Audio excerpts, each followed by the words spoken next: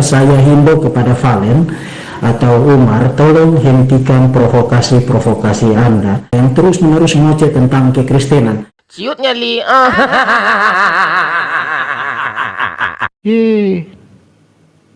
Jangan main-main, bos. Maka ia maju sedikit, lalu sujud dan berdoa, titik. Kenapa ada titik? Apakah Yesus berserah diri? Oh, Yesus berserah diri, bos, kan gitu. Kan seperti yang kau kehendaki. Nah, di sini artinya Yesus itu berserah diri kepada Bapaknya, ya. Yesus Kristus di dalam doanya menyebut Allah dengan sebutan Bapakku. Dan kalau Allah disebut Bapakku, berarti Yesus adalah anak dari Bapa, anak dari Allah. Sampai lu ini yang dibahas ini terkait Yesus sholat. Ini bisa cerita ke Trinitas, kan kayak gitu. Tapi sebenarnya yang dipermasalahkan itu Yesus sholat gitu loh. Kita nggak menipu, bos, ya kan. Kalau memang Yesus dan Isa itu beda, ya kenapa kok ada gereja Isa Al-Masih gitu loh. Kalau saudara menyimpulkan Yesus Muslim, berdoa seperti Muslim, karena seperti Muslim dia berdoa dengan cara bersujud, kemudian saudara menyimpulkan Yesus adalah Muslim berdasarkan cara berdoa Yesus, itu sama dengan saudara mengatakan bola kasti adalah apel hijau, karena keduanya sama-sama bulat. Yang sekarang saudara lihat, ini adalah apa yang namanya proskunesis. Proskunesis ini dilakukan oleh orang-orang Persia jauh sebelum Islam lahir. Nah, gue nanya nih sama Pak Perbum nih, Pak Perbum yang terhormat, apakah Yesus itu ketika dia tersungkur sampai wajahnya ke tanah, apakah dia meniru cara ibadah dari orang Persia? Enggak lah, orang Yesusnya orang Ibrani kok dia. Yesus orang Israel, bos. Dia dari Bani Israel. Enggak mungkin, ya. Sholatul apa ini? Bukan Sopiatul, ya. Ini Sholatul Rabbaniyah, the Lord's Prayer, Arab Christian. Wih, mantap, bos, ya. Gini Pak Perbum, ya, kalau Anda mau bernarasi harus objektif loh, ya. Hingga doa Bapa kami oleh umat Kristen Ortodok Arab itu disebut sebagai Sholatul Rabbaniyah atau the Lord's Prayer. Loh, ini gimana ini Pak Perbum ini, ya? Anda seharusnya belajar dulu dong sama. Kok bisa mirip banget ya antara tata cara sholatnya Muslim dengan tata cara proskunisisnya orang-orang Persia yang notabene jauh lebih dahulu mereka lakukan sebelum Islam lahir. Masa kita dibilang meniru orang Persia, bos? Enggak lah. Berarti kalau Pak Perbum Veritatis menarasikan seperti itu ketika Yesus tersungkur dan mukanya nyampe ke tanah, apakah Yesus niru orang-orang Persia? Pak Deki Ngadas yang nggak bisa objektif, ya. Bagaimana mungkin Anda mempunyai satu analogi ketika umat Islam melakukan ibadah sholat dan Anda menuduh atau mengindikasi atau menduga atau kayak apa sehingga Anda bernarasi bahwa sholatnya umat Islam itu meniru orang-orang Persia. Jadi jelas ya, Yesus berdoa kepada Bapa. Yesus tidak berdoa kepada dirinya sendiri.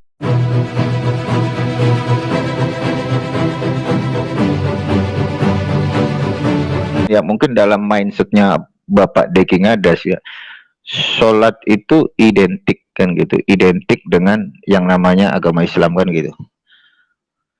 Tapi nanti kita akan bedah kata sholat, ya. Tapi kita mengambil referensi dari umat Kristen sendiri, ya. Jadi gue nggak mau, kan banyak nih sekarang nih, ya, mengkritisi Islam yang diambil itu sumber dari Kristen, dari si CP, apalagi si Christian Prince ini kan dia mindsetnya Islamophobia banget gitu. Kalau Bang Umar beda, Bang Umar itu ngambil referensi dari pihak Kristen sendiri yang benar-benar situs tersebut atau pengajar tersebut memiliki satu kredibilitas gitu. Nah jadi judulnya kayak begini, bos. Yesus sholat kasih emoji ketawa, kan gitu. Emangnya kalau Yesus sholat itu salah nggak sih, ya? Sebelum membahas tentang salah enggaknya, kita bedah dulu nih etimologi kata salat ini, ya. Nah ini yang harus penting di sini. Kalau kita nggak ngerti ya susah. Makanya dialog lintas agama sekarang itu diisi dengan orang-orang paling kacau. Serius. Sholat, ya, sholat itu apa sih? Nah gitu. Kita pakai referensi umum dulu ya.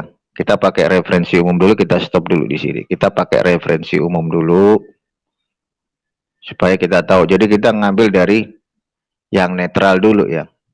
Sebelum masuk ke yang spesifik. Pengertian sholat ya.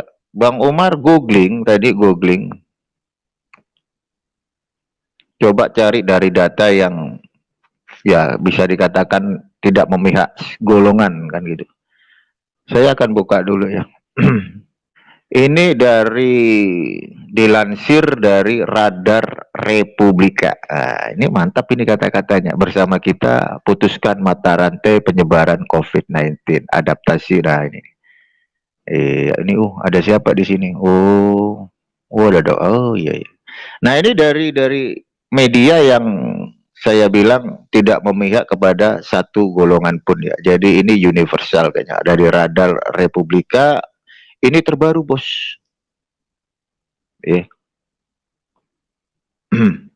Di sini dikasih judul pengertian salat dari berbagai agama gitu. Istilah salat bukan hanya ada dalam agama Islam, tapi istilah ini sudah digunakan agama lain sebelum datangnya Islam. Radarrepublika.com. Jadi Bang Umar ngambil referensinya dari umum dulu ya.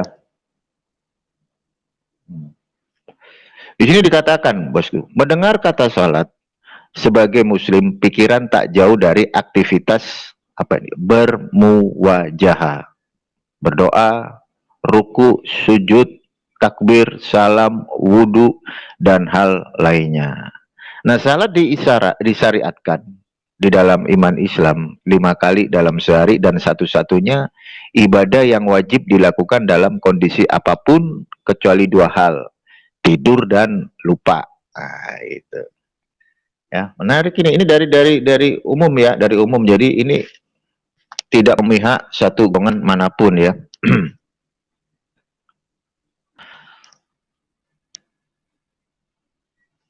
Di sini juga dijelaskan loh. Dalam bahasa Arab ya, salat berasal dari bahasa Aram. Nah ini pinter banget ini. Media Republika ini ya, Radar Republika ini, pinter banget ini. Dalam bahasa Arab, salat itu berasal dari bahasa Aram, selota. Nanti kita cross check apakah benar di dalam internal kekristenan bahwa salat itu berasal dari bahasa Aramaik yang dikenal sebagai selota, nah, gitu.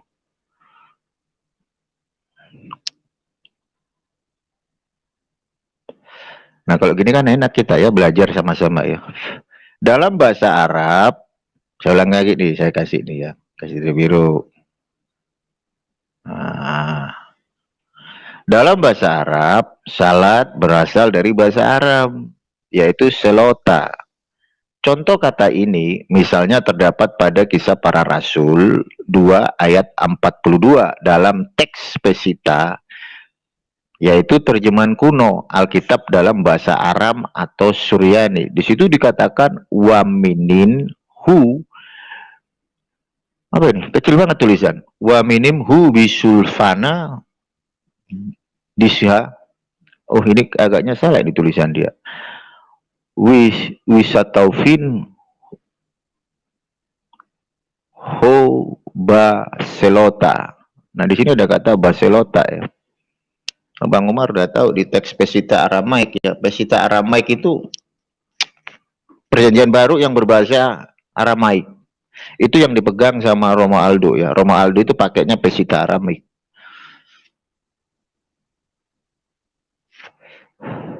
Di situ dikatakan mereka bertekun dalam pengajaran para rasul dan dalam persekutuan, dan mereka selalu menjalankan salat-salat dan merayakan ekaristi. Menarik ya. Ini dari sumber umum ya, dari tidak memihak satu golongan manapun. Kata bahasa Aram selota merupakan kata yang mewakili pekerjaan, ruku dan membungkukkan badan, dan dasar kata selota inilah bahasa Arab melestarikannya menjadi salat. Jelas ya. Jadi kita etimologinya udah tahu ya. Kata salat itu berasal dari bahasa Aramaik, yaitu selota. Kita tahu ya, bahasa Arab, Aramaik, Hebrew itu bahasa Semitik, satu rumpun. Ya, satu rumpun. Bahasa Semitik. Makanya kalau kita ngebaca, saya tutup dulu nih ya. Kalau kita ngebaca PB, baik di dalam original teksnya yang berbahasa Greek, di situ ada idiom Semitik yang nggak akan pernah bisa hilang. Contoh, talitakum, itu kan ada. Itu nggak diterjemahin. Talitakum, terus Evata, Eloi, Eloi, lama Azaftani, atau Eloi, Elohim, lama Sabachthani. Nah, di situ ada satu konteks yang memunculkan yang namanya idiom Semitik. Ya. Jadi sangat jelas bahwa kultur budaya bahasa di Israel, di Arab, itu satu rumpun yang kalau dibilang bahasa Semitik gitu. Aram kan gitu, Aram, Hebrew, terus habis itu Arabik. Terus premisnya apakah Greek Koine, bahasa teks asli dari New Testament, itu bisa dikatakan rumpun Semitik? Nggak bisa. Karena bahasa Greek bukan satu rumpun dengan bahasa Semitik, beda ya. Kalau kita ngelihat dari sisi historikal terkait dengan datangnya Yesus Kristus di era dia ya, di bait suci kedua, di bait Hakmidas kedua, itu budaya bangsa Israel pada waktu itu tengah mengalami yang namanya Helenisme. Ya. Apa itu Helenisme? Nanti bisa dicek ya. Jadi sudah apa ya? Dikuasai dengan yang namanya Helenistik.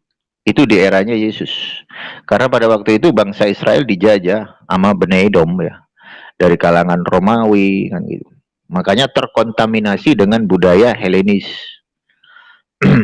Tetapi kalau kita ngebaca PB yang dalam bahasa Yunani, itu akar idiom Semitik nggak bisa hilang di situ. Makanya seperti yang saya jelaskan di situ kan ada kata Evata, Talitakum, Eloi Eloi lama Zaftani. Nah itu idiom Semitik ya, yang nggak akan pernah bisa hilang gitu loh. Terus yang jadi pertanyaan, kenapa PB itu kok original teksnya bahasa Yunani, Bang Umar, sementara tokoh-tokoh yang ada di dalam PB ya, istilahnya punggawa-punggawa, tokoh-tokoh sentral mereka itu 99% Hebrew gitu. Nah itu cukup menarik kalau dibahas ya. Itu kalau saya ngebahas sama Pak Pendeta Teguh Hindarto, mungkin cukup menarik ya. Saya sempat menghubungi Pak Teguh Hindarto tapi belum ya, karena beliau juga mungkin sibuk ya. Pak Teguh Hindarto ini juga salah satu lawan dialog dari Pak Albert Rumampuk ya. Sebelum ada YouTube kayak begini, Pak Albert Rumampuk itu sudah berdialog dengan Bapak Pendeta Teguh Hindarto ya. Mereka para apologet yang senior bagi saya ya. Pak Albert itu seorang senior bagi saya ya. Jadi beliau kalau masalah dialog bukan kemarin sore ya. Pak Albert itu senior dia. Di sinilah objektifnya Bang Umar ya. Kalau dibandingkan sama Bang Umar, lebih dulu Pak Albert. Pak Albert Rumampuk itu beliau sudah terjun di dunia dialog. Beliau udah berdialog dengan siapa ya? Dengan ya tadi Pak Pendeta Teguh Hindarto ya. Jadi Pak Teguh Hindarto beliau seorang pendeta di Jawa Tengah. Dia sudah berdialog duluan dengan Pak Albert Rumampuk ya. Tapi saya belum pernah ngelihat Pak Verbum Veritatis ya. Mungkin bagi sebagian besar di antara Anda itu tidak perlu ditanggapi karena sangat basic sekali ya. Tapi saudara perlu tahu bahwa komentar senada dengan isi serupa itu saya sudah dapat cukup banyak, dan saya kira itu berasal dari orang-orang Kristen ya, mengindikasikan kualitas pelayanan yang sangat memprihatinkan di berbagai gereja. Nah, saudara-saudara, waktu saya baca komentar ini, saya teringat propaganda masif yang disebarkan oleh Muslim di all over internet ya. Saudara ketik saja di situ, Jesus praise like a Muslim. Yesus berdoa seperti Muslim. Dan saudara akan lihat gambar seperti yang saudara lihat sekarang di screen. Itu muncul di mana-mana, disebarluaskan oleh Muslims. Yesus berdoa seperti Muslim. Nah, karena jadi dia mengambil satu perspektif dari gambar-gambar itu tadi, Jesus pray like Muslim. Ya, kita etimologi dulu ya. Muslim itu kan artinya berserah diri ya. Bener ya. Kita akan coba ya. Kita klik dulu nih ya. Ini kalau edukasi kayak begini enak ya. Kata Muslim, Bang Umar coba klik ya di Google. Bener nggak sih Muslim itu berserah diri? Nah di sini di Wikipedia ya banyak ya di sini ya pengertian Muslim yang sebenarnya risalah Islam. Ya. Nah, tapi kita lihat di sini. Nah, di sini dikatakan Muslim bahasa Arab adalah orang yang berserah diri dengan hanya menyembah dan meminta pertolongan kepadanya. Kepadanya ini pasti Sang Pencipta langit dan bumi, kan gitu. Jadi Muslim itu kan berserah diri ya, jelas ya di sini ya. Berarti kita udah tahu dulu ya, Muslim itu berserah diri ya. Terus kita coba untuk merespon dulu ya. Merespon dari Pak Deki Ngadas ya. Jadi kalau kita lihat narasi yang disampaikan Pak Verbum terkait dengan gambar yang tadi ya. Dengan gambar yang tadi ya. Kita dengerin dulu nih. Karena saudara bukan anggota dari kaum sebelah, saudara terbiasa pakai otak, saudara terbiasa mengecek akurasi informasi yang saudara. Nah, karena saudara bukan anggota gambar seperti yang saudara lihat sekarang di screen. Nah, gambar yang ini yang dipermasalahkan ya. Jesus itu berdoa seperti Muslim kan gitu. Jesus and all of the prophet before him prayed the same as a Muslim kan gitu. Ya, apakah Yesus berserah diri? Oh, Yesus berserah diri, bos, kan gitu. Ini secara umum ya, secara umum gambarannya. Nanti spesifiknya berserah diri seperti apa kan gitu. Dalam akidahnya siapa, dalam halakah siapa, dalam syariat siapa kan gitu. Nah, ini menarik ya. Kita akan lihat dulu, saya buka dulu di sini Alkitab Sabda dulu ya. Kita cari di Alkitab supaya kita nggak salah lagi nanti. Nah, oke, Alkitabnya udah saya masukkan. Kita dengerin dulu ya. Itu muncul di mana-mana, disebarluaskan oleh Muslims. Yesus berdoa seperti Muslim. Nah, karena saudara bukan anggota dari kaum sebelah. Jadi apa yang dibilang Pak Verbum itu Yesus berdoa seperti Muslim. Kalau kita artikan Yesus berdoa seperti seorang yang berserah diri. Bang Umar, Yesus itu orang atau bukan? Dong, dia manusia gitu. Jadi kalau saya bilang Yesus itu yang sebagai manusia berdoa layaknya seperti Muslim atau orang yang berserah diri kan gitu. Setuju nggak nih? Pasti banyak yang setuju kan gitu. Secara umum Muslim itu orang yang berserah diri ya. Kita akan buka dulu. Yesus itu berserah diri kepada siapa kan gitu. Nah di Yohanes 17 ayat 3 nih ya. Nah di sini Yesus bilang di sini ya. Inilah hidup yang kekal itu, yaitu bahwa mereka mengenal Engkau satu-satunya Allah yang benar dan mengenal Yesus Kristus yang telah Engkau utus. Kalau kita baca sampai ke bawah ini ya, banyak ini. Jadi Yesus sendiri telah mempermuliakan Bapaknya di bumi dengan jalan menyelesaikan pekerjaan bla bla bla, ini banyak sekali ya.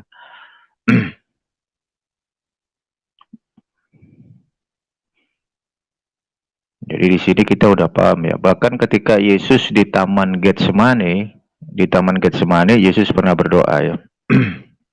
Yesus berdoa, dia bilang begini, ya Bapa, jikalau cawan ini tidak mungkin lalu daripadaku, kecuali aku meminumnya, maka jadilah kehendak-Mu.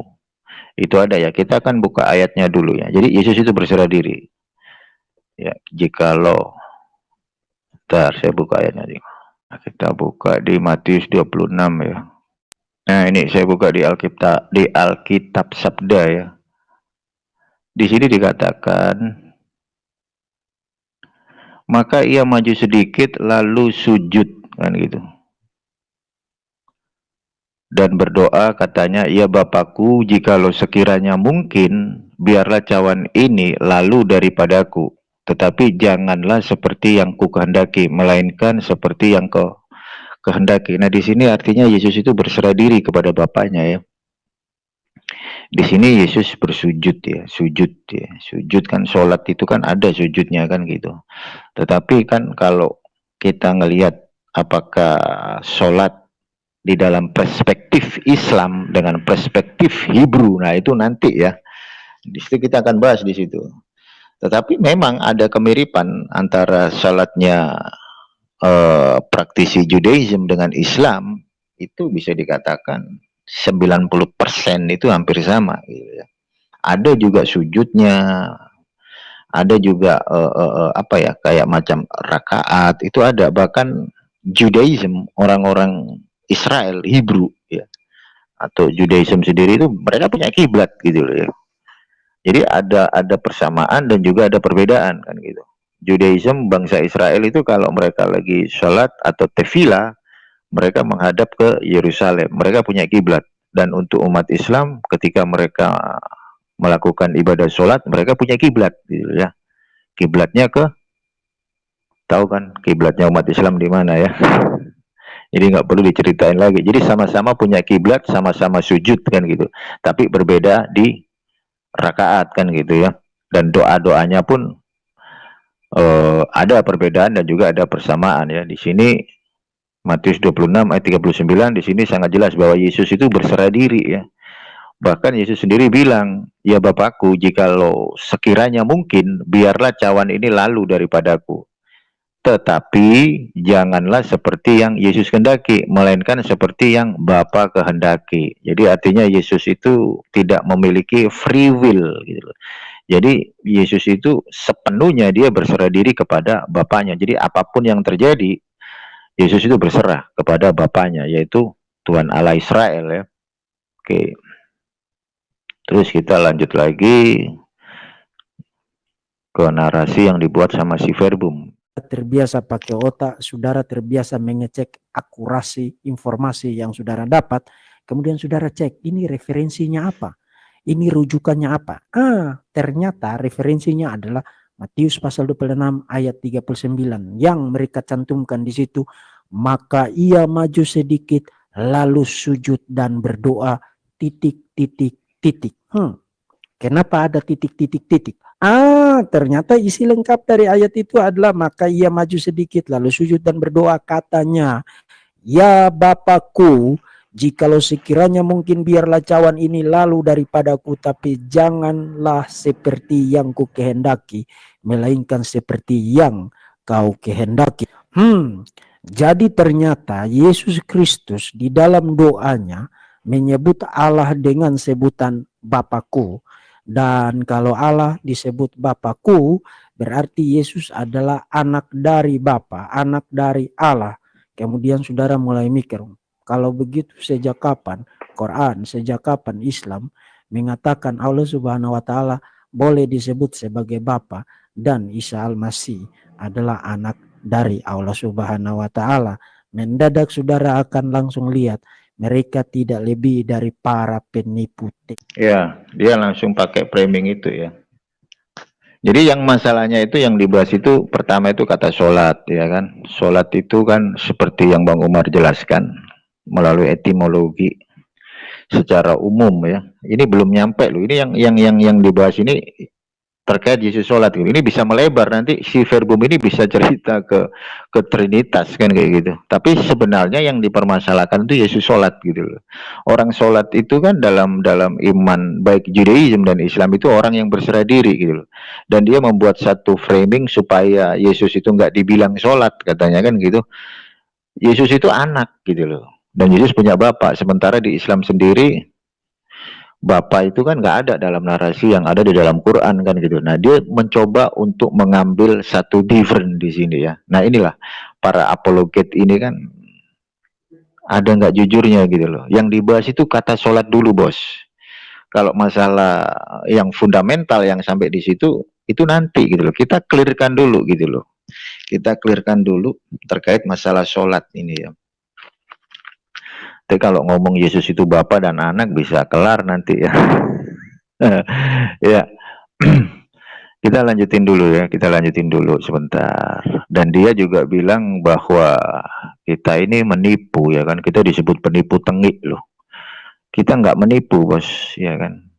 Kalau memang Yesus dan Isa itu beda ya, kenapa kok ada gereja Isa Al-Masih gitu loh. Gimana mereka menanggapi kan gitu. Iya, saya kan nggak langsung dulu ya. Ini si Verbum ini saya udah tonton video ini kan durasinya nggak ada 10 menit. Ini dia langsung melebar ke kata sholat ya. Kita akan cek dulu nanti ya. Kita dengerin dulu nih. Itu saudara perlu ngerti cara operasi otak members dari kaum sebelah, anggota dari kaum sebelah. Cara operasi otak mereka adalah begini. Karena mereka berdoa dengan cara bersujud, kemudian teks Alkitab tadi mengatakan Yesus berdoa dengan cara bersujud, maka Yesus berdoa seperti Muslim, maka Yesus adalah Muslim. Nah, kalau saudara mau pakai cara otak model begitu, saudara tahu yang namanya bola kasti, itu yang bulat yang warna hijau itu. Kemudian saudara ambil bola kasti, saudara sandingkan, taruh di samping apel berwarna hijau yang juga terlihat bulat dan juga berwarna hijau. Kalau saudara menyimpulkan Yesus Muslim, berdoa seperti Muslim, karena seperti Muslim dia berdoa dengan cara bersujud, kemudian saudara menyimpulkan Yesus adalah Muslim berdasarkan cara berdoa Yesus, itu sama dengan saudara mengatakan bola kasti adalah apel hijau, karena keduanya sama-sama bulat dan keduanya sama-sama hijau. Tapi saya punya sesuatu yang jauh lebih menarik dari itu ya. Sekarang yang saudara lihat di screen, ini adalah langkah-langkah step cara Muslim melakukan sholat. Nah, sekarang yang sekarang saudara lihat, ini adalah apa yang namanya proskunesis. Proskunesis ini dilakukan oleh orang-orang Persia jauh sebelum Islam lahir. Nah, di samping perbedaan-perbedaan yang jelas sekali saudara bisa lihat, tapi pertanyaannya kok bisa mirip banget ya antara tata cara sholatnya Muslim dengan tata cara proskunisisnya orang-orang Persia yang notabene jauh lebih dahulu mereka lakukan. Nah, inilah ya bentuk framing ya. Itu berarti Yesus ketika, bentar ya, saya baca dulu nih. Ketika Yesus tersungkur sampai ke tanah ya, itu kan ada Yesus tersungkur ya. Kita buka dulu ya. Kita buka di Matius 26 lagi ya sebentar. Masa Yesus berdoa tersungkur kayak orang Persia, bos? Yang benar Bang Umar salah baca kali. Enggak lah. Nah ini. Ya, Matius 26 ayat 39 nih ya. Maka ia maju sedikit lalu berdoa. Oh, bentar, di mana ini ya? Dan setelah maju sedikit dia tersungkur dengan wajahnya seraya berdoa kepada Bapaknya. Berarti Yesus kalau berdoa tersungkur kayak orang Persia, bos. Gimana sih ini? Ya, ayatnya ada ya. Itu ada loh dalam versi terjemahan Alkitab ya. Oh, ini lihat nih. Banyak di sini ya. Dari terjemahan KSKK. Ini loh, Alkitab Mobile Sabda loh ini. Ia pergi sedikit lebih jauh dan rebah ke tanah dan sambil mukanya menyentuh tanah ya gitu. Loh, banyak loh ini ya bukti-buktinya ya. Oke. Ini gimana nih si Verbum ini ya? Masa Yesus berdoanya kayak orang Persia, bos? Kita dengerin lagi ya. Sebelum Islam lahir. Nah, di samping perbedaan-perbedaan yang jelas sekali saudara bisa lihat, tapi pertanyaannya kok bisa mirip banget ya antara tata cara sholatnya Muslim dengan tata cara proskunisisnya orang-orang Persia yang notabene jauh lebih dahulu mereka lakukan sebelum Islam lahir. Nah, kalau menggunakan tata cara berpikir kaum sebelah tadi, kita harus menyimpulkan ternyata tata cara Bentar. Muslim melakukan sholat itu niru, itu menjiplak Dari sini cara ya. Muslim melakukan sholat. Nah, sekarang yang sekarang saudara lihat, ini adalah apa yang Nah, ini lihat ya, yang ini saya potong nih. Ini Yesus kayak begini loh, Bos. Yang gambar 6 ini loh, Bos.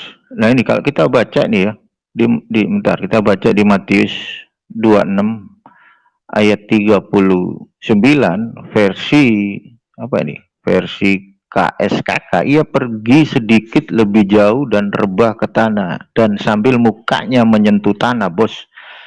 Ya. Nah, jadi kemudian Yesus pergi lebih sedikit jauh, lalu ia tersungkur ke tanah dan berdoa. Gimana ini, Bos? Bentar ya. Nah,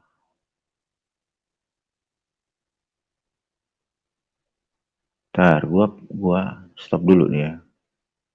Nah, ini kan ada nih gambarnya ya. Yang nomor 6 ya. Yang nomor 6 itu kan tuh.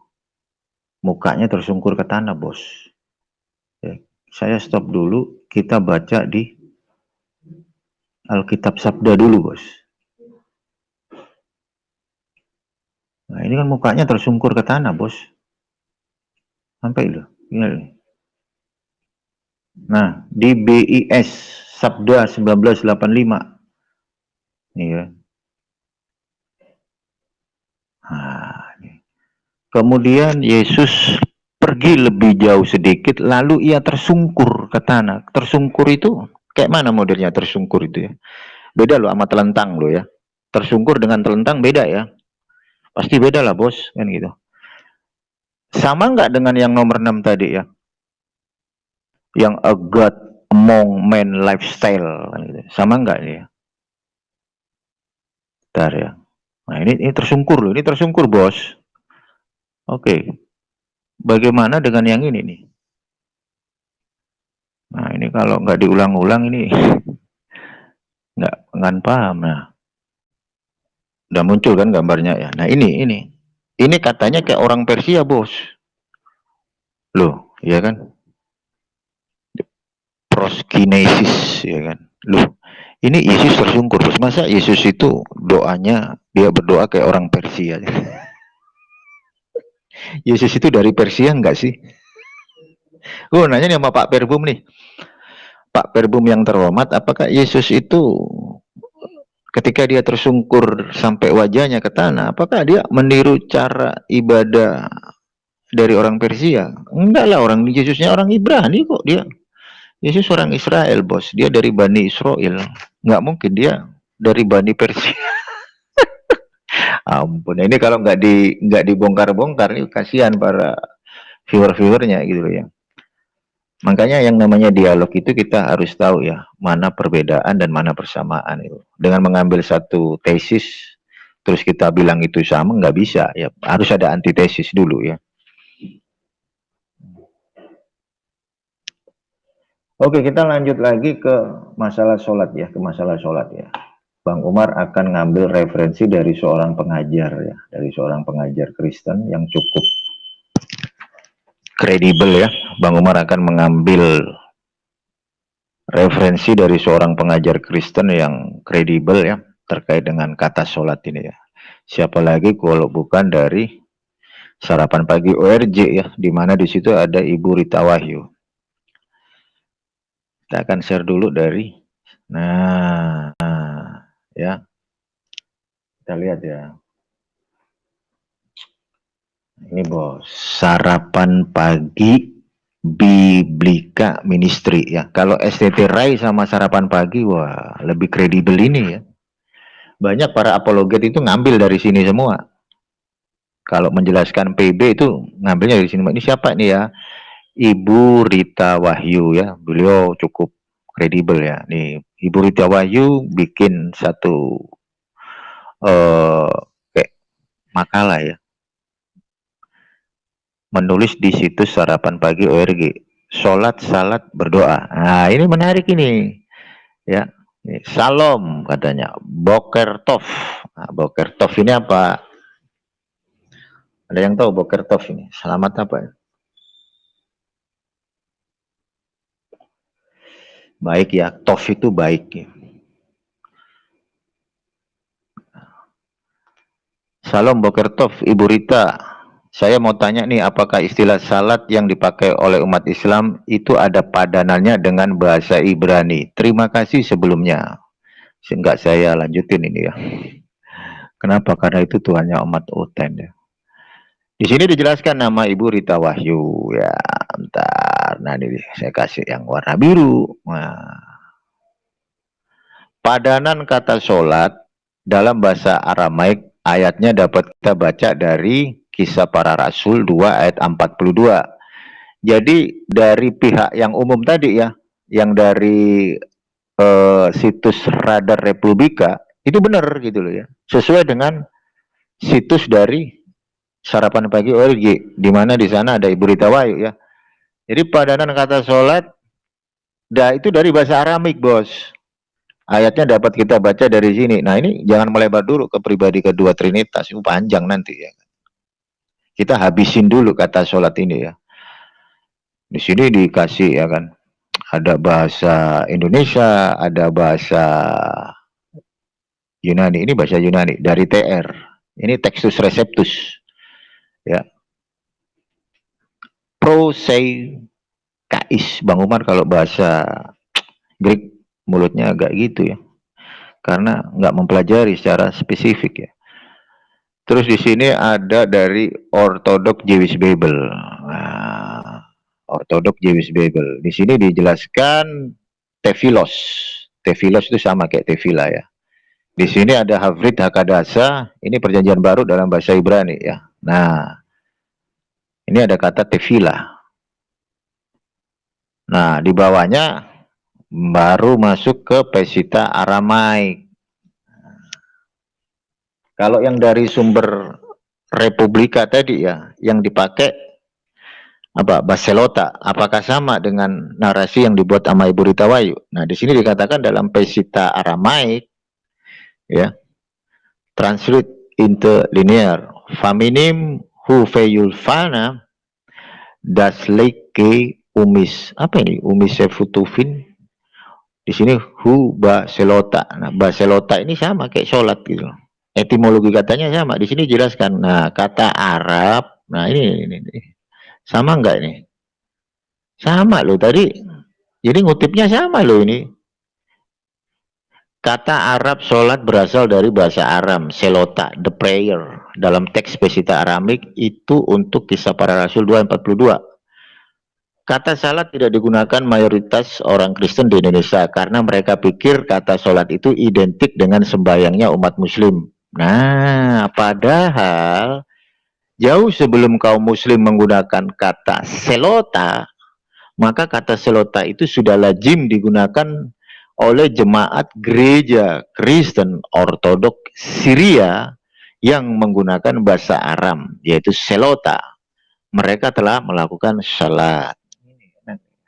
Oh, ortodok ini bos. Ortodok ini bos lebih jauh ya, lebih apostolik dibandingkan dengan RT 16.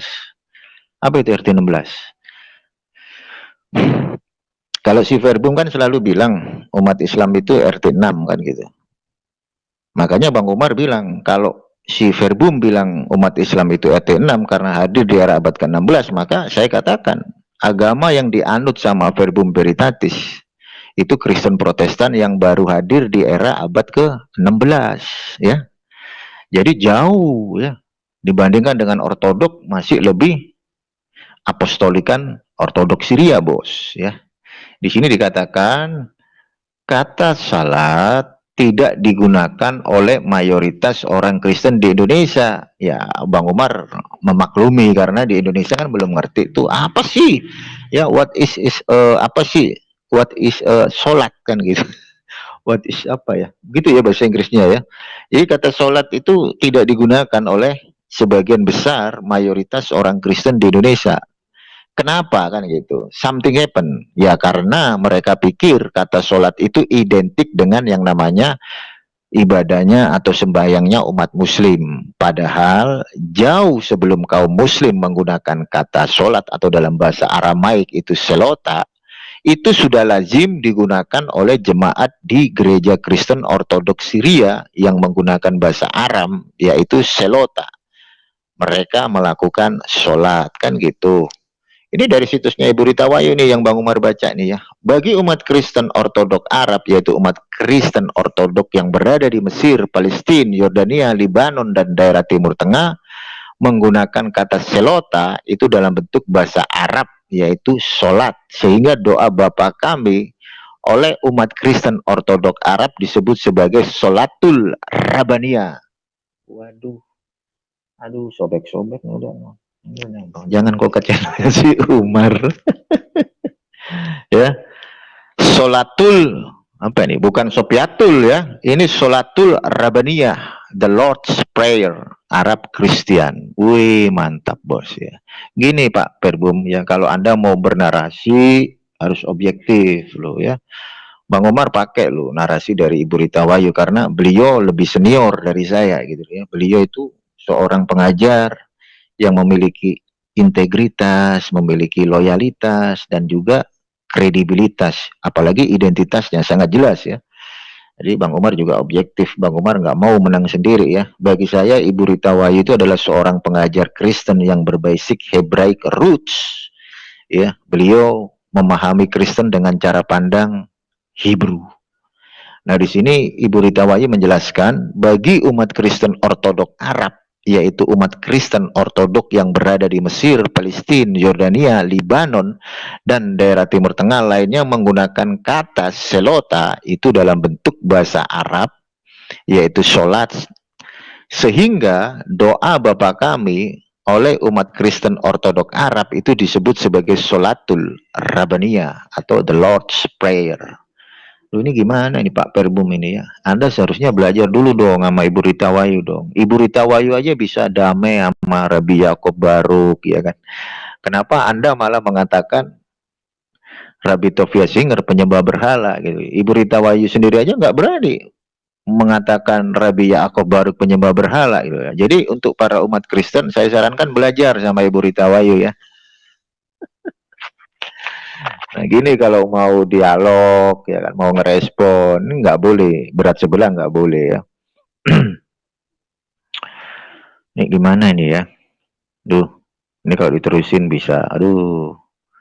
Walau tidak semua, namun ada golongan Kristen Arab melakukan sholat sebanyak 7 kali mengambil dari teladan Daud, gitu. 7 kali dalam sehari. Nah ini, waduh. 7 waktu sholat tersebut sesuai dengan urut-urutannya. Sholat al-masa atau al-ghurub. Ini ada sholat maghrib di sini nih. Sholat al-naum, sholat malam. Loh, ini bagus ini Ibu Rita Wayu ini ya. Sholat nisfu al-lail, tengah malam. Sholat subuh, lihat di sholat subuh ini ya. Sholat saat, waduh, banyak nih udah ya, banyak ini bos. Ini kalau kita mau ngerosting, mau ngerespon harus objektif, kita nggak berat sebelah ya. Bang Umar lebih melihat narasi dari Ibu Rita Wayu lebih kredibel dibandingkan dengan Verbum Veritatis ya. Kita akan cek lagi Verbum Veritatis ini bernarasi seperti apa ya.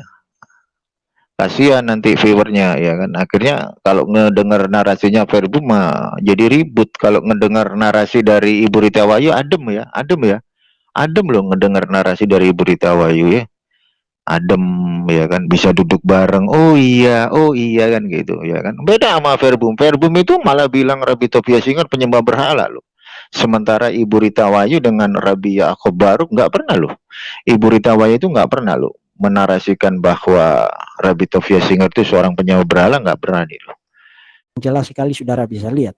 Tapi pertanyaannya kok bisa mirip banget ya antara tata cara sholatnya Muslim dengan tata cara proskunisisnya orang-orang Persia yang notabene jauh lebih dahulu mereka lakukan sebelum Islam lahir.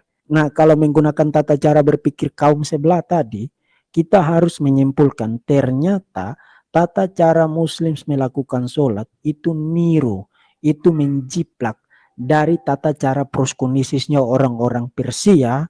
Kemudian setelah mereka Tuh, kan gue bilang apa nih ya? Ini orang kan, aduh, masa kita dibilang meniru orang Persia, bos? Enggak lah. Berarti kalau Pak Perbum Veritatis menarasikan seperti itu ketika Yesus tersungkur dan mukanya nyampe ke tanah, apakah Yesus niru orang-orang Persia? Coba. Sementara Yesus itu lahir di Bethlehem. Dia lahir di Migdal Eder. Migdal Eder itu kan di Bethlehem. Di Menara Kawanan Domba. Apakah Menara Kawanan Domba itu masuk ke dalam bagian dari negara Persia? Enggak loh.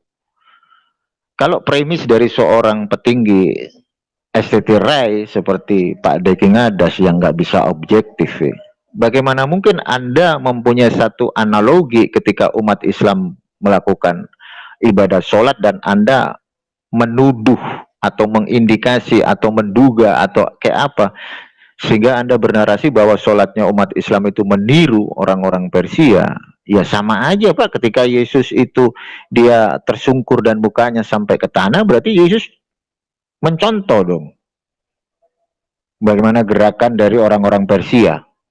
Kan kayak gitu seharusnya. Kalau mau apple to apple ya.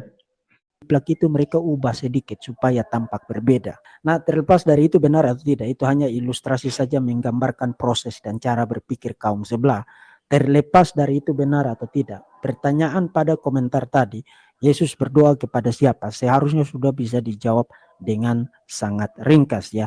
Yesus berdoa kepada Bapa, karena bahkan pada ayat yang tadi dikatakan, ya Bapakku, jikalau sekiranya mungkin, biarlah cawan ini berlalu daripadaku, tapi janganlah seperti yang ku kehendaki, melainkan seperti yang engkau, Bapa, kehendaki. Jadi jelas ya, Yesus berdoa kepada Bapa. Yesus tidak berdoa kepada dirinya sendiri.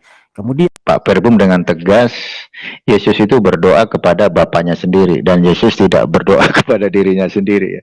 Berarti ada something different di sini. Ada dua pribadi kan. Ada Bapa, ada Putra kan gitu. Tapi kenapa kok bisa dibilang satu? Nah, ini udah masuk nih. Pak Verbum udah masuk ke dalam satu narasi Trinitarian dia ya. Nah, dia saya nggak pernah bisa jawab gitu loh ya. Kalau Bapa itu adalah Allah Bapa, Allah yang benar, sementara Yesus itu adalah Putra, dan Yesus itu berdoa kepada Bapa, dan Yesus tidak berdoa kepada dirinya sendiri, artinya ada dua pribadi di situ. Yang sama-sama hakikatnya Allah kan gitu. Allah Bapa dan di situ adalah Putra. Allah Bapa bukan Allah Putra ini. Bagaimana mungkin bisa disebut satu gitu ya. Coba anak kamu yang katanya Pak Perbum itu anak saya aja ngerti tentang Trinitas. Bisa nggak jelasin? Kalau Allah Bapa itu bukan Allah Putra, bagaimana mungkin bisa dikatakan satu? Malah tambah kena kemana-mana ini ya. Dengar ya, Bapa itu bukan Putra ya. Yesus itu berdoa kepada Bapa. Yesus itu tidak berdoa kepada dirinya sendiri ya. Kalau Yesus itu adalah Allah, lantas siapa Bapa? Allah juga. Nah, kalau Bapa itu Allah juga, Yesus Allah juga, Bapa bukan Yesus, ada berapa Allah? Kau gimana bos? Apa saya harus pergi ke apotek K24 untuk membeli bodrek migrain? Bisa nggak Anda terangkan itu? Kan Yesus berdoa sama Bapa. Dan Yesus itu bukan Bapa. Dan Yesus tidak berdoa kepada dirinya sendiri, melainkan Yesus berdoa kepada Bapaknya. Bapa itu Allah yang disebut sebagai Allah Bapa. Yesus itu Allah disebut sebagai Allah Putra. Apakah Allah Bapa dengan Allah Putra itu sama? Beda. Nah kalau beda, ada berapa Allah? Satu. Kau apotek K24 yang paling dekat di mana ya? Ya kita dengerin lagi. Ini menarik ini ya. Aduh, menarik ini ya. kemudian pertanyaan berikut, kalau Yesus berdoa kepada Bapa dan kalau dia Allah, kenapa dia berdoa? Allah kok berdoa kepada Allah? Nah, itu pertanyaan bagus yang menggambarkan saudara tidak ngerti apa itu doktrin Tritunggal dan apa itu doktrin. Dulu gue bilang apa ya kan? Kalau udah kayak gini masuknya ke dogma Trinitas ya. Dibilangnya Anda nggak ngerti loh. Bukannya kita yang nggak ngerti Pak Deki Ngadas ya. Justru Anda itu apa ya? Ingin mencoba ya memperlihatkan sesuatu yang irasional menjadi rasional. Kenapa saya bilang begitu? Karena Trinitas itu misteri Tuhan. Ya. Jadi Anda itu seakan-akan memperlihatkan irasional supaya ditangkap secara rasional. Nggak masuk akal. Bagaimana mungkin manusia itu bisa mengerti misterinya Tuhan? Gitu loh, bos. Bang Umar nggak menghujat loh ya. Trinitas itu sangat irasional bagi pemikiran manusia. Kenapa? Karena Saint Agustinus itu bilang, barang siapa yang bisa menjelaskan Trinitas, maka Trinitas bukan lagi misteri. Misteri itu irasional nggak sih? Masih misteri. Ini sangat irasional bagi saya. Kenapa? Karena that is a mystery of God gitu. Karena itu misteri gitu. Sangat irasional bagi pikiran logika basic seorang manusia gitu. Kalau emang rasional itu mudah dipahami dan nggak ada pertanyaan. Contoh misal 1 tambah 1 2, 1 tambah 2 3, 3 tambah 3 6. Udah jelas. Terus kalau Allah Bapa bukan Allah Putra,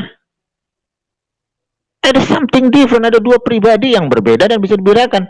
Kalau ada dua pribadi yang berbeda, kenapa kok bisa dibilang satu? Ini loh nggak irasional banget gitu.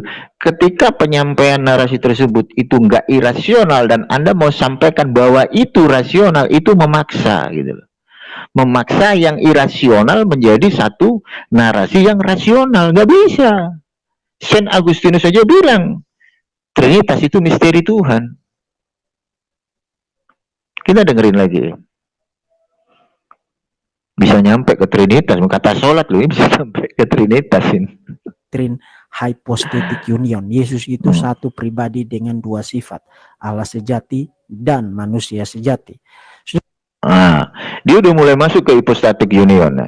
Apakah pribadi hypostatic union itu adalah pribadi dari Allah Bapa? Kena lagi kau di sini, Pak Verbum. Yesus itu kan hypostatic union, konsili Chalcedon. That's right. Memiliki duinatur. Sepenuhnya manusia, sepenuhnya Allah. Sepenuhnya Allah yang bagaimana kalau kau tanya? Apakah dia sepenuhnya Allah Bapa atau sepenuhnya Allah Putra? Ribuan pendeta yang berkelas, berapologet, nggak bisa menjawab ini.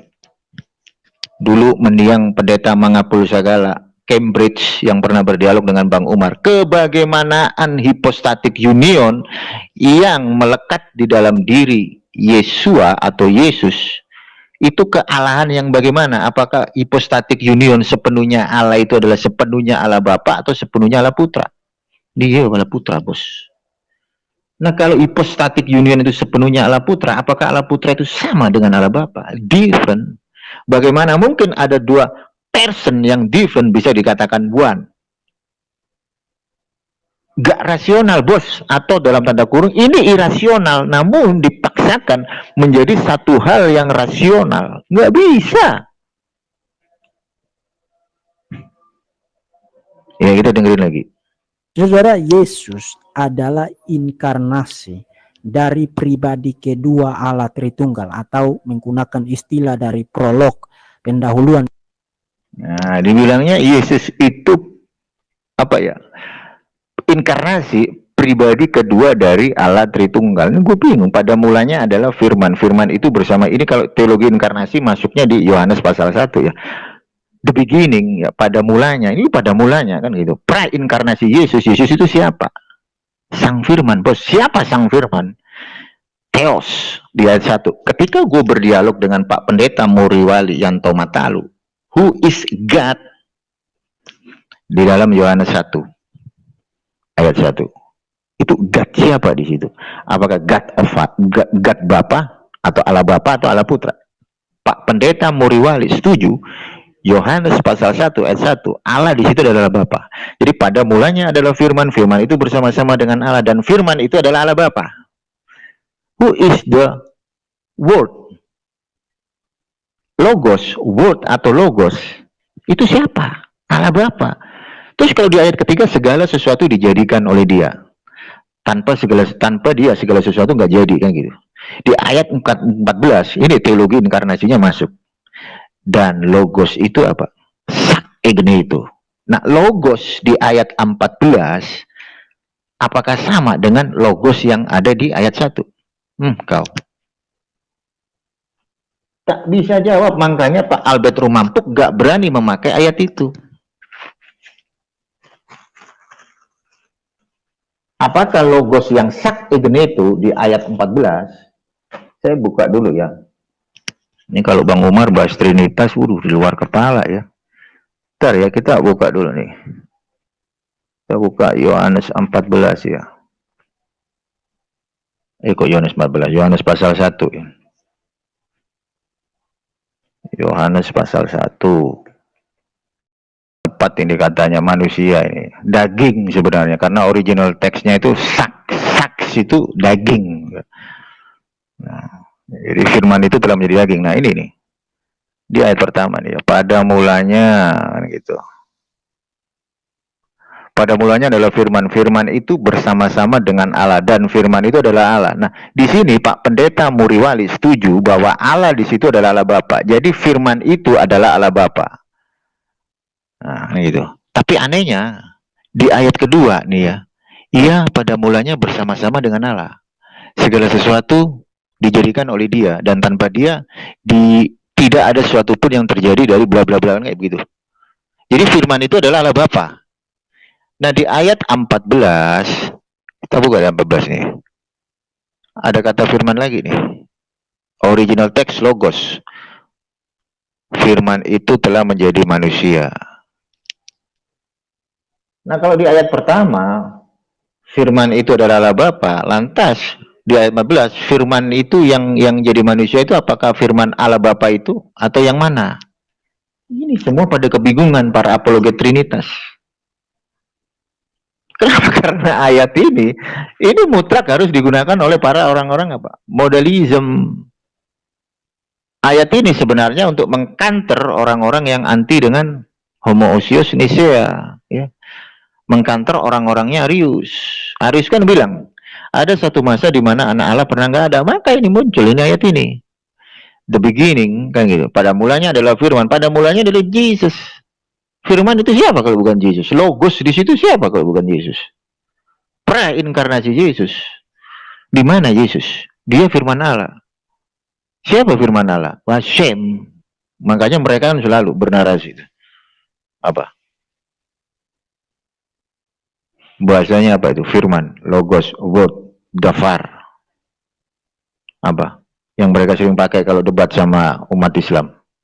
Yang mereka pakai dengan kata apa? Yang ngambil dari Targum. Apa? Memrah. Memrah Elohim. Nah, Memrah Elohim itu siapa? Hashem itu. Berarti firman di sini Allah Bapa dong. Seharusnya kan kayak gitu.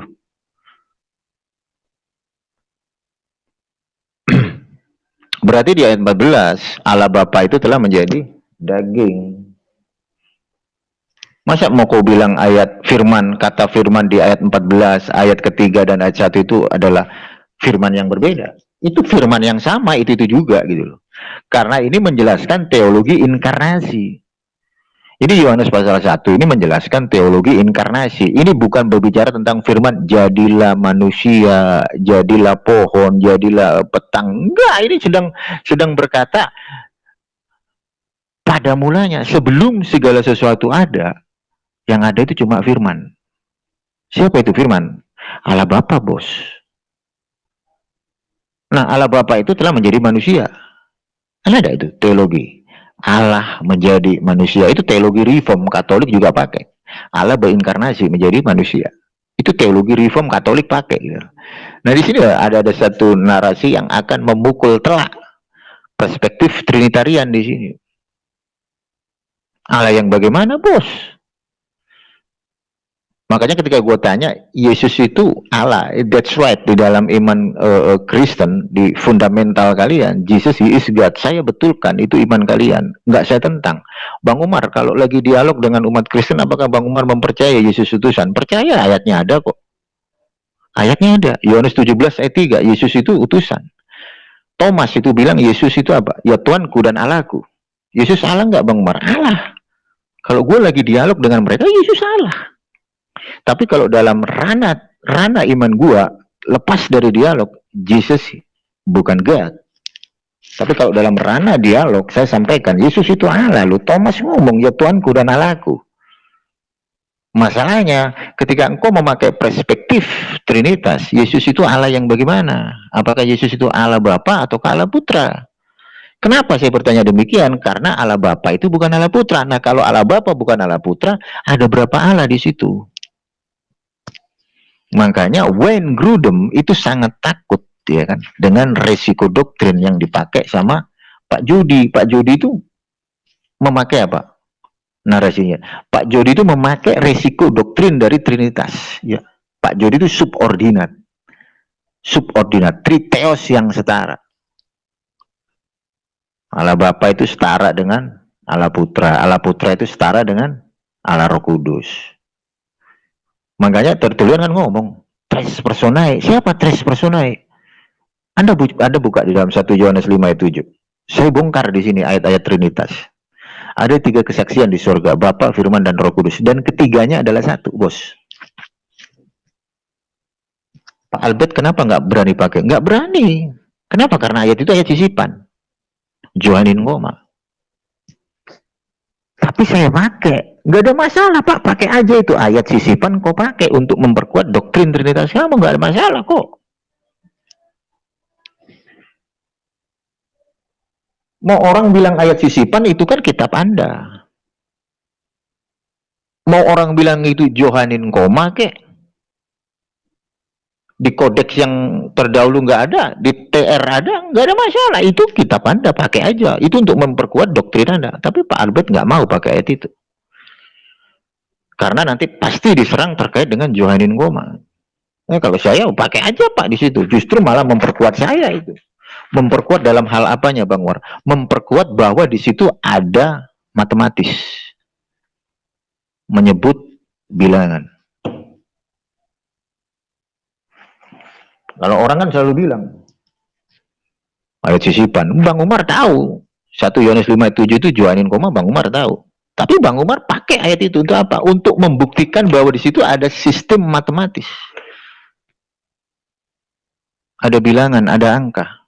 Makanya ketika umat Kristen yang memakai corak doktrin Trinitas, mereka selalu bilang, Trinitas itu bukan tentang keberapaan, tetapi tentang kebagaimanaan. Bagaimana mungkin engkau bisa berkata bahwa Trinitas itu bukan tentang keberapaan, melainkan tentang kebagaimanaan, sementara di dalam 1 Yohanes 5:7 menyebutkan angka. Ada 3. 3 itu berapa? Kan gitu. 3 itu angka bukan? Jika firman itu adalah Allah Bapa, terus kalimat bersama-sama dengan Allah Bapa, dengan Allah, siapa lagi yang dimaksud dan mengapa bisa menjadi firman itu adalah Allah? Nah, itu tanya sama yang bikin nulis Injil Yohanes, jangan nanya sama saya. Makanya saya bilang apa di situ? Di sini ada janggal, bos. Lu kalau firman itu adalah Allah Bapa, kenapa firman itu bersama Allah? Allah Bapa punya firman. Oh, gitu. Bagaimana Allah Bapa kalau nggak punya firman? Bisu katanya. Bisa aja ya orang beranalogi seperti itu, bisa aja ya. Gue nanya ini, kemarin gempa di Cianjur, apakah Tuhan Allah Israel berfirman, wih Cianjur, habis ini gempa?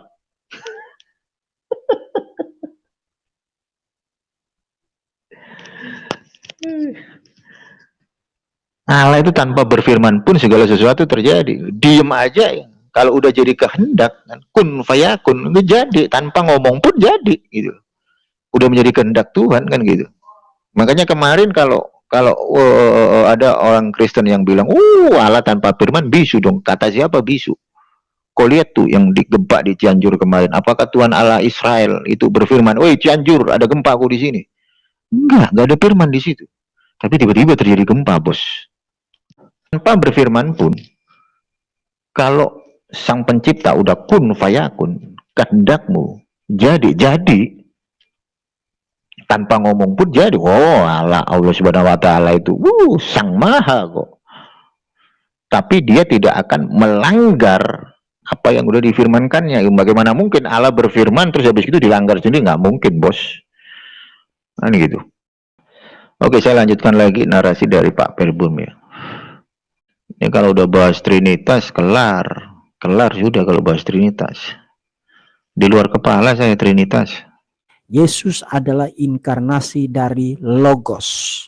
Logos Sang Firman itu menjadi manusia. Jadi waktu dia menjadi manusia, dia itu satu pribadi dengan dua sifat, sifat Allah sejati dan sifat manusia sejati. Nah, sebagai manusia, Yesus tidak jadi manusia, kemudian dia jadi manusia yang tidak punya Tuhan dan tidak percaya kepada Tuhan. Yesus tidak menjadi manusia durhaka. Yesus juga tidak menjadi manusia ateis. Dan for sure, pasti, Yesus tidak pernah jadi mu'alaf. Karena Islam baru lahir 600 tahun kemudian setelah Yesus lahir. Klaim Muslims bahwa semua nabi itu beragama Islam, itu hanya klaim sepihak. Itu klaim halu akbar yang tidak punya bukti sama sekali. Itu Ya oke, gua potong di sini ya. Bagaimana narasi yang dibuat sama si Perbum? Seharusnya dia introspeksi diri ya. Kalau Quran menarasikan bahwa para nabi, ya kan, menurut pendapat dia itu adalah Islam, terus bagaimana nabi-nabi yang ada di dalam Alkitab? Apakah nabi-nabi yang di Alkitab itu Kristen? Apakah para nabi ngajarin Trinitas? Enggak loh. Cobalah objektif. Di mana Trinitas diajarkan sama para nabi? Nggak ada satupun nabi itu yang ngajarin tres personae una substantia discreti non separati, nggak ada. Bahkan di eranya Moshe Rabbeinu, Nabi Musa, diajarkan Shema Israel Hashem Elokeinu Hashem Echad. Echad itu satu, one.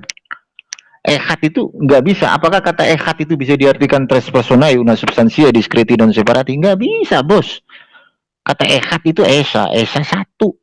No, sila pertama Pancasila, no. Berani nggak sih Verbum Veritatis menarasikan sila pertama dari Pancasila, ketuhanan yang Maha Esa? Ini sama nggak itu? Esa dengan Trinitas? Bisa masuk kau. Paham sampai di sini ya? Semoga paham gitu loh. Bukan hanya Moshe Rabbeinu yang mengajarkan bahwa hanya ada satu Tuhan. Yesus sendiri ketika ditanya sama orang-orang Farisi sama ahli Torah, hukum mana yang paling terutama? Yesus bilang apa coba? Dalam bahasa Ibrani di situ Yesus ngomong, Fayaan oto Yesua Harisona lechol hamitsvot sema Israel Hashem Elokeinu Hashem Echad. Echad yang dibilang, bukan Hasilus. Bukan Trias. Trias itu bahasa Hebrunya Hasilus. Tapi Yesus bilangnya apa? Echad, bukan Hasilus. Terus di mana para nabi ngajarin Trinitas? Makanya Anda harus introspeksi diri gitu loh. Jangan mendiskreditkan umat Islam gitu. Mungkin lebih baiknya simpelnya begini ya. Tuhan kita beda loh, ya kan? Tuhan kita Yesus, Tuhan kamu Allah Subhanahu wa taala. Seperti yang dijelaskan dalam surah Al-Ikhlas kan gitu. Qul huwallahu ahad, Allahu samad, lam yalid walam yulad walam yakul lahu kufuwan ahad. Nah, kalau kayak gitu kan enak ya kan. Tapi moralitas kita sama loh. Islam mengajarkan kebaikan, kebenaran kan gitu. Mengajarkan toleransi. Begitu juga dengan Kristen. Kristen moralitasnya bagus. Seharusnya kan kayak gitu. Jadi jangan dipaksakan satu akidah, satu perspektif, apalagi hal yang fundamental. Tuhannya Islam dengan Kristen different. Beda, bos.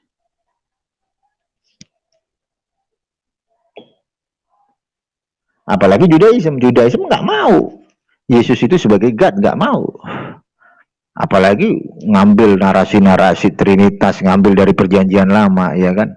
Mencoba untuk mengkotak-katik kitab yang dipegang sama Judaism juga kan gitu. Judaism lebih dulu ada dibandingkan dengan kekristenan.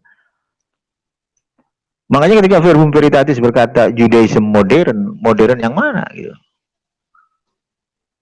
Kalau memang para praktisi Judaism kalangan rabbinikal abad masa lampau ngajarin Trinitas, siapa? Rabi siapa yang ngajarin Trinitas?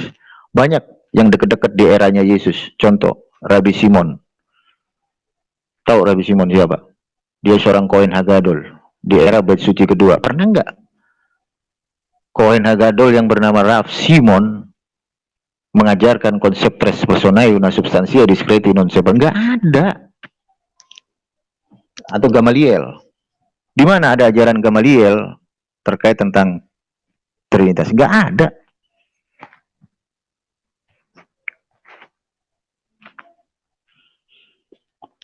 Jadi jangan membentuk satu framing. Anda mungkin lebih bijak seperti ini. Ya, Trinitas dikenalkan sama Bapak Gereja yang mengambil perspektif. Ya, Bapak Gereja melakukan konteks yang namanya apa coba? Pendekatan untuk memaknai Trinitas dengan mengambil rujukan dari Old Testament dan New Testament. Nah itu baru objektif, enak didengar, enak diterima. Tapi kalau dipaksakan, weh, tunggu dulu bos, ini ranah dialog kan gitu, bukan ranah teologis Anda sebagai seorang umat Kristen yang memegang bendera Trinitarian. Kan kayak gitu harusnya. Dari mana RT 16 Kristen Protestan bisa tahu Trinitas? Kalau bukan dari RT 2, nggak ada yang tahu. Ya kita dengerin lagi ya. Hanya klaim doang. Kembali kepada pertanyaan tadi, kalau Yesus itu Allah, kenapa dia berdoa? Dia berdoa karena dia bukan hanya Allah, tapi dia Allah yang menjadi manusia. Nah, sebagai manusia yang punya Tuhan, manusia yang saleh, yang percaya kepada Tuhan dan menggantungkan seluruh hidupnya dan segala sesuatu yang terjadi dalam hidupnya kepada Bapa, tentu saja dia harus berdoa. Nah, mungkin saja masih muncul pertanyaan-pertanyaan yang lain terkait dengan Yesus berdoa. Ini jelas ya, Yesus itu Allah. Allah yang bagaimana? Seperti yang saya bilang, apakah Yesus itu kebagaimanaan Allah Yesus itu yang seperti apa gitu? Apakah Yesus itu Allah Bapa? Simpelnya di situ. Kalau bukan ya berarti ada dua Allah dong. Karena Yesus itu bukan Allah Bapa. Sementara 1 Korintus 8 ayat 6, namun bagi kita hanya ada satu Allah saja, yaitu siapa? Bapa, bos. Nggak pernah di situ Paulus bilang, namun bagi kita hanya ada satu Allah saja, yaitu Bapa dan Yesus. Nggak ada. Paulus ngomong, bagi kita hanya ada satu Allah saja, yaitu Bapa, dan hanya ada satu Tuhan. Tuhan di situ sebenarnya, bukan Tuhan tuh. Tuhan, yaitu Yesus Kristus, yang daripadanya, nah gitu. Ya. Jadi harus spesifik, bos. Nah, kalau Yesus itu Allah, Allah yang bagaimana kan gitu? Apakah Yesus itu, kealahan Yesus itu bisa dikatakan Allah Bapa? Coba dijawab itu. Kealahan Yesus itu bisa nggak dibilang bahwa Yesus itu kealahannya itu adalah Allah Bapa? Enggak, Bang. Terus kealahan Yesus itu yang seperti apa? Kealahan Yesus itu adalah Allah sebagaimana dirinya sebagai seorang apa? Allah Putra. Allah Putra itu beda dengan Allah Bapa. Nah, kalau Allah Bapa itu beda dengan Allah Putra, atau Allah Bapa itu beda dengan Allah Putra, atau Allah Bapa itu bukan Allah Putra, lantas ada berapa Allah di situ? Satu dari mana orang itu ada dua pribadi Allah yang berbeda? Kan kayak gitu seharusnya. Nah, itu yang namanya resiko doktrin. Ya, makanya Wayne Grudem, seorang teolog, itu mewanti-wanti. Ya. Resiko doktrin dari Trinitas itu triteisme. Bahkan Pak Pendeta Teguh Hindarto menarasikan bahwa Trinitas itu sangat condong kepada narasi triteisme. Gitu. Allah Bapa, Allah Putra, Allah Roh Kudus. Allah Bapa bukan Allah Putra bukan Allah Roh Kudus. Nah, ini ada tres personae pribadi Allah yang ada tiga. Makanya 1 Yohanes 5:7 ketiganya adalah satu. Bagaimana mungkin ketiganya bisa dibilang satu? Saint Augustinus bilang itu mystery of God. Jadi sesuatu yang irasional, sesuatu yang misteri, bagaimana mungkin ada orang yang bisa ngejelasin, kan gitu. Itu kalau dalam pemahaman Kristen. Ya saya sebagai mantan Kristen, saya bingung, bagi saya itu bukan misteri. Kenapa? Karena saya memakai logika matematik saya gitu. Ada tiga pribadi, ada contoh, ada tiga pribadi manusia, A, B, dan C. A bukan B, B bukan C, C bukan A. Ketiganya sama-sama huruf. Kan gitu. Substansi dari A itu huruf, substansi dari B itu huruf, substansi dari C itu huruf. Ada berapa huruf di situ? Ada 3, Bang Umar. Apa aja hurufnya? Huruf A, huruf B, huruf C. Ketiga huruf itu substansinya apa? Huruf. Huruf itu berbeda nggak? Berbeda. Berarti ada berapa huruf di situ? Ada 3. Simple like that. Sama halnya dengan Allah Bapa bukan Allah Putra bukan Allah Roh Kudus bukan Allah Bapa. Ada berapa Allah di situ? Ada 3 Allah yang berbeda. Ada Allah Bapa, Allah Putra, Allah Roh Kudus. Ketiganya Allah bukan? Allah. Simple kayak begitu. Kenapa dibikin seribet yang mereka tafsirkan gitu? Kalau mereka jawab, tahu nggak Trinitas? Bilang aja mystery of God. Kita kan nanya, bagaimana kok bisa bilang itu misteri? Ya kita jawab, ya 3 itu menjadi 1. Itulah misteri daripada Tuhan. Seharusnya mereka ngomong kayak begitu. Itu simpelnya kayak begitu. Kenapa? Karena Saint Agustinus bilang kayak begitu. Jikalau seseorang bisa menjelaskan Trinitas dengan begitu detail, yang maka Trinitas bukan lagi misteri. Itu iman fundamental kekristenan. Bahkan Thomas Aquinas sama gitu. Makanya Trinitas itu full dengan yang namanya hermeneutik, filsafat. Ada kelas di sekolah tinggi teologi itu dikenal sebagai eksegesis, ada eisegesis. Ada eksegesis, ada eisegesis. Apa itu eksegesis? Jadi perpaduan antara ayat dengan ayat yang lain itu harus kompleks gitu, nggak boleh berbeda. Sementara eisegesis itu mengambil ayat menurut perspektif kita sendiri, dan itu nggak sola scriptura. Bang Umar, bahasanya terlalu tinggi. Enggak lah. Jadi kita harus paham berapologet, kita berapologet dengan siapa gitu ya. Kita nggak mau berapologet dengan orang yang tidak ngerti skema teologi, orang yang nggak ngerti kurikulum Trinitas itu kayak gimana. Itu ada bukunya yang namanya Tomos. Setiap pengajaran Bapak Gereja itu dilihat dulu, ini kurikulumnya kayak begini, nah kok ajarkan berbeda.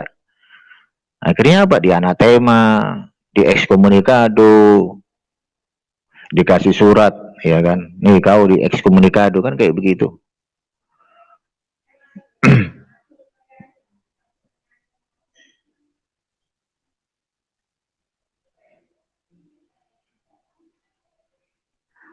Jadi kita nggak main-main dalam hal bernarasi, kita nggak main-main loh.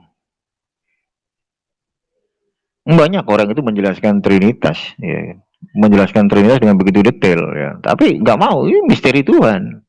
Ini bagaimana mungkin kau bisa menceritakan misterinya Tuhan? Kan gitu. Dia bilang aja Trinitas itu misteri, simple. Tapi banyak sekarang seakan-akan ketika dogma fundamental itu dibongkar, mereka mulai merangkak untuk memperkuat doktrin yang begitu irasional bagi pemikiran manusia yang dibuat supaya bisa jadi rasional. Susah bos, kan gitu. Sama aja kayak kata sholat tadi ya. Bang Umar udah jelasin dari etimologi, Bang Umar ngambil dari referensi yang tidak memihak dari golongan manapun, dan Bang Umar mengambil referensi dari pihak Kristen sendiri, dari seorang pengajar Ibu Rita Wahyu, sampai dari Pak Deki melebar ke Trinitas. Bang Umar juga jelaskan bagaimana Trinitas. Jadi harus benar-benar tahu ya, jangan apa ya kan. Banyak loh orang-orang itu bernarasi ya, bernarasi seakan-akan itu dia paham tentang Trinitas gitu. Makanya kalau saya ketemu sama apologet Kristen, baik di YouTube, baik di TikTok, ya kan, ketika saya tanya, kau Kristen apa? Ya, saya bilang gitu. Oh, nggak pentingnya aku tanya, kami Kristen yang mana? Loh, ini sangat penting gitu. Kenapa saya bertanya seperti itu? Supaya ketahuan corak doktrin kamu seperti apa gitu. Kalau Katolik itu sudah pasti referensinya melalui magisterium, tradisi suci, katekismus gereja Katolik, itu yang mereka pakai dan nggak keluar dari koridor mereka sebagai seorang Katolik. Berbeda dengan RT 16. RT 16 itu kan banyak yang mentafsirkan menurut perspektif mereka sendiri gitu. RT 16 itu punya doktrin, 5 doktrin fundamental mereka yang dikenal sebagai sola ya. Ada sola fide, sola Christos, sola gratia. Yang paling terkenal apa? Sola scriptura. Apakah Trinitas itu sola scriptura kalau saya tanya? Enggak, itu enggak sola scriptura, enggak tertulis. Di mana ada kata Trinitas secara letterlix di dalam Old Testament dan New Testament? Enggak ada. Apakah bisa dikatakan sola scriptura? Enggak bisa. Karena tidak sesuai dengan teks. Enggak ada teksnya. Coba cari di dalam PL dan PB. Enggak ada. Mereka mau merangkak ke 1 Yohanes 5:7 itu masuk dalam kritik teks. Kenapa? Karena ayat itu sisipan dalam konteks Johanin koma. Di Textus Receptus Johanin koma ada di situ, tetapi di teks Westcott enggak ada itu. Kan kayak gitu. Makanya bos, saya itu berharap untuk para apologet Islam itu bisa tahu tentang skema teologi, tahu tentang kurikulum Trinitas. Kita belajar untuk mengkanter mereka dengan bijak gitu loh. Banyak loh orang-orang dari apologet Kristen tuh bercerita tentang Trinitas. Ketika ditanya, kau bercerita tentang Trinitas, Trinitas mana yang kau pakai? Kan gitu. Gak ada yang tahu. Taunya, Trinitas di Alkitab. Alkitab yang mana? Kata Trinitas itu ada nggak di dalam Alkitab? Gak ada. Adanya di mana? Engkau cari di magisterium, baru ada itu kata Trinitas. Nah gitu. Ketika mau menjelaskan, contoh kayak siapa itu? si Erben lah atau siapa itu detail jelaskan pakai PowerPoint warna-warni kayak lampu merah ya kan. Trinitas A sampai Z dia jelaskan. Saya tanya, Trinitas mana yang kau pakai? Apakah kau memakai Trinitas Barat atau kau pakai Trinitas Timur? Gue di-kick. Sama halnya kayak gini loh. Bang Umar ditanya, Bang Umar Islam mana Bang Umar? Kan gitu. Bang Umar kan pasti ngomong, lu Islam saya sesuai dengan Quran. Enggak, maksudnya itu Islam yang apa kan gitu. Kan banyak ya Bang Umar ngomong, Bang Umar Islamnya apa? Ahlus Sunnah wal Jamaah kan gitu. Kan ada itu Islam yang dia corak ke Wahabi, ada yang corak ke Syiah, Sunni segala macam. Nah perlu satu jawaban yang spesifik. Kalau Bang Umar tanya Islamnya apa?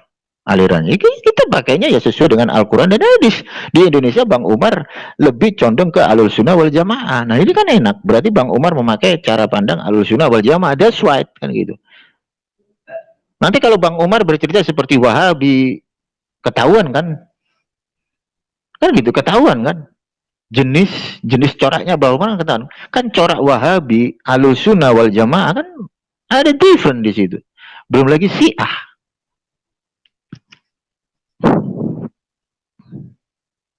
Biar tahu kita itu berdialog dengan siapa kan gitu. Nah, sama-sama Syiah dialog kan. Syiah versus Wahabi dialog. Sekarang banyak Ahlus Sunnah dialog dengan kalangan Wahabi. Kan biar jelas gitu loh. Ya.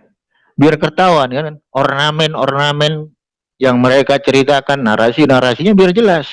Woi, kok Kristen Protestan? Oh, berarti yang kau pakai apa nih? Trinitas. Nah, Trinitas mana yang kau pakai kan gitu. Kami pakai Trinitas Barat, Bang Umar. Mantap, kita buka kurikulum Trinitas Barat. Trinitas Barat ada Barat dan Timur. Kita buka nih kurikulum Trinitas Baratnya kayak apa kan gitu. Periset Trinitasnya kayak gimana kan gitu. Sekarang bisa ditanya, kok Kristen Alkitabiah, apakah kok Kristen Antioquia kalau gue nanya? Bukan Kristennya Kristen Yesus Kristus. Benar, di Kristen itu pengikutnya Yesus Kristus kan gitu. Kalau kau ngomong Kristen Alkitabiah itu yang kayak gimana? Yang sesuai dengan Alkitab. Oke lah, kalau kau sesuai dengan Alkitab, apakah kau mempercayai Trinitas? Saya percaya. Ada nggak kata Trinitas dalam Alkitabnya? Nggak ada. Nah, kenapa kau percayai? Kan kau kan Protestan. Bernarasi harus dengan apa? Sola Scriptura kan gitu. Bingung dia sampai di situ. Oh, janganlah kita ngomongin gini loh. Ada yang sampai dia bercerita dari A sampai Z, dia berkhotbah layaknya kayak di gereja gitu. Oh, Yesus itu. Gue percaya dengan iman kamu, Jesus he is God and God.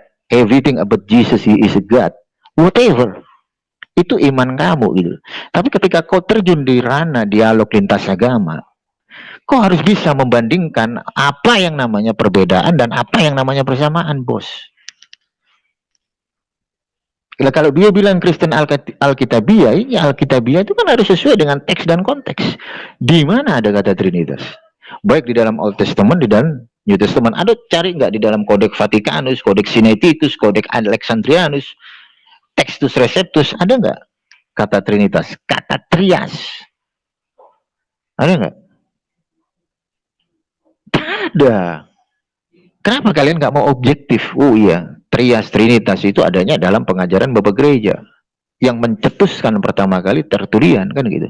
Sebelum munculnya Trias itu ya, dulu itu ada pengajaran yang namanya apa? Dogetisme. Habis dari Dogetisme muncul pengajaran monarki, modalism. Pengajaran dari Praxeas yang punya murid namanya Sebelius. Kalau di era postmodern sekarang ini dikenal sebagai oneness Pentakostal. Nah, kau masuk dalam kalangan yang mana ini? Kristen banyak, bos. Kan gitu. Denomnya banyak.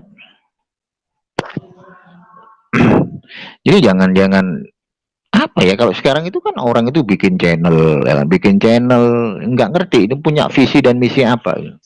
Kadang ngaku sebagai apologet ya kan. Contoh kayak kemarin saya merosting Mikana. Di dalam YouTube-nya dia bilang apologet, nih apologet bidat kau. Si Mikana kalau disuruh dialog sama Verbum Veritatis, Mikana ngomong Jesus is a father, udah dibilang bidat. Apalagi sama Pak Pendeta Muriwali Yanto Matalu, Yesus adalah Bapa, udah bidatin.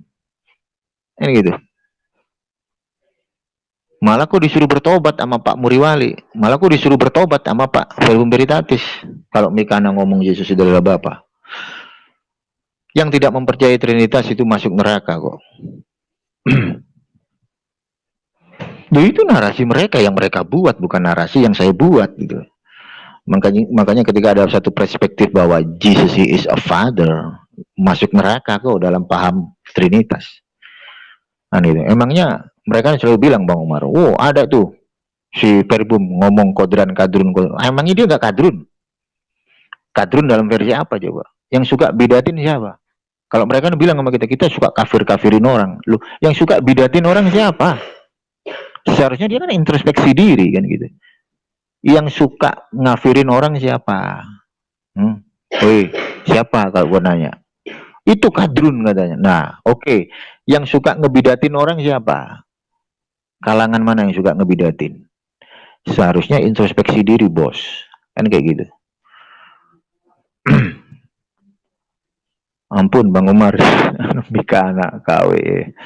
Iya. Kenapa kitab suci ada ayat sisipannya? Jawabannya itu misteri ya.